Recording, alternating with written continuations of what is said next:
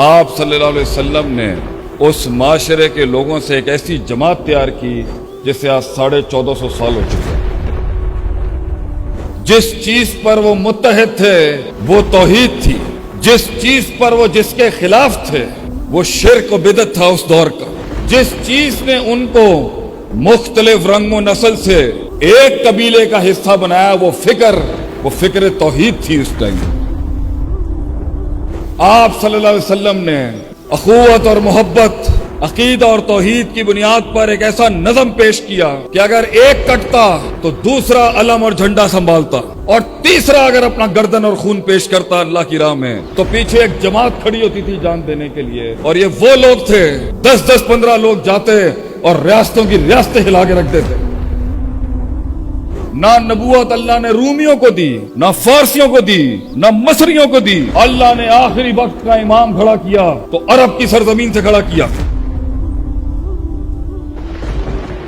اللہ کے نبی صلی اللہ علیہ وسلم نے اپنی 23 سال کی انتک کٹھن، خونی، توڑ دینے والی اور دل کو چیرنے والی محنت کے بعد رہتی دنیا کو 2 بڑے تحفے دیے۔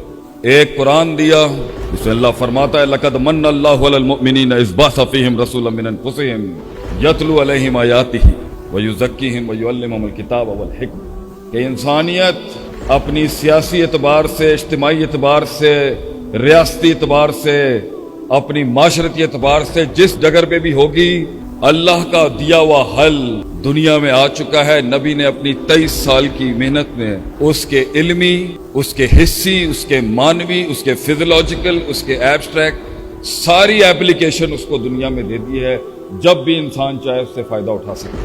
اور دوسری چیز نبی اکرم صلی اللہ علیہ وسلم نے جو رہتی دنیا تک انسانوں کو دی وہ ہے امت مسلمہ۔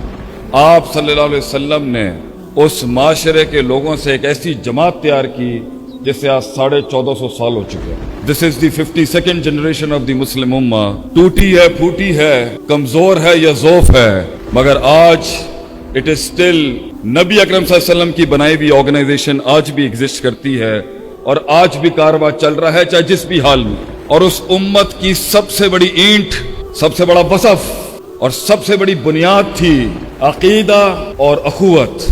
جس چیز پر وہ اکٹھے تھے وہ توحید تھی، جس چیز پر وہ متحد تھے وہ توحید تھی، جس چیز پر وہ جس کے خلاف تھے وہ شرک و بدعت تھا اس دور کا۔ جس چیز نے ان کو مختلف رنگ و نسل سے ایک قبیلے کا حصہ بنایا وہ فکر توحید تھی اس ٹائم، کہ انسانیت کانسٹنٹینوپل سے لے کے Persia and from Indonesia to Spain شرک کے ایسے گڑھوں میں ڈوبی ہوئی تھی کہ اس دور کے مورخین لکھتے ہیں، ابن شام لکھتا ہے کہ 5 یا 6 مباحث ہوں گے اس دور کے اندر، جن میں سے کوئی ایک یمن میں تھا، ایک کہیں فارس کے اندر تھا، کہیں تھا، گنتی کی اس ٹائم پر روشنی تھی۔ آپ صلی اللہ علیہ وسلم نے اخوت اور محبت، اتحاد اور غیرت، عقیدہ اور توحید کی بنیاد پر ایک ایسا نظم پیش کیا کہ اگر ایک کٹتا تو دوسرا علم اور جھنڈا سنبھالتا، دوسرا کٹتا تو تیسرا سنبھالتا، اور تیسرا اگر اپنا گردن اور خون پیش کرتا اللہ کی راہ میں تو پیچھے ایک جماعت کھڑی ہوتی تھی جان دینے کے لیے۔ اور یہ وہ لوگ تھے 10-15 لوگ جاتے اور ریاستوں کی ریاستیں ہلا کے رکھ دیتے۔ اس حد تک کہ نظریہ، جذبات، احساسات، ادراکات، عقائد، تجربات اس کمال اور جمال پہ کھڑے تھے کہ روم کے ایک سپہ سالار نے بڑے ہی تحقیری جملے بولے خالد بن ولید کو رضی اللہ تعالیٰ عنہ کہ تم کیا لینے آئے ہو ہمارے پاس؟ کیا عزم لے کے آئے ہو تم یہاں پر؟ پیسہ چاہیے، دولت چاہیے، اگر یہاں تک پہنچ بھی گیا ہے، رومی بارڈرز تک ٹچ بھی کر رہا ہے تو، کیونکہ اس دور میں روم سپر پاور تھا، فارس دوسری سپر پاور تھی اور مصر تیسری سپر پاور تھی، اور تینوں ہی علاقے عرب کو منہ نہیں لگاتے تھے اس ٹائم پر، کیونکہ this was an untapped market. ان کے یہاں قبائلی سسٹم اتنا تھا کہ وہ اسے ٹچ ہی نہیں کرتے تھے، وہ کہتے تھے یہ خود اپنے آپ اندر ہی مسئلہ ایک بہت بڑا۔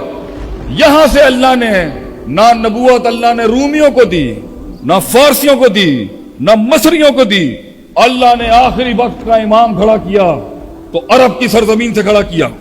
عربوں کو یہ وصف ملا کہ وہ انسانیت کو لیڈ کریں گے اب آخری دم تک۔ اور جب وہ تحریک جو مکے کی ان گلیوں سے شروع ہوئی تھی، قل لا الہ الا اللہ تفلحو تملک العرب والعجم سے، جب وہ رومی بارڈروں تک پہنچی تو بڑے تحقیری جملے اس نے بولے، اور جب وہ فارس کے بارڈر تک پہنچی تو بڑے تاریخی جملے، تحقیری جملے بولے کہ تم بچھو اور یہ چھپکلیاں کھانے والی قوم آئے ہو آج ہم سے بات کرنے کے لیے۔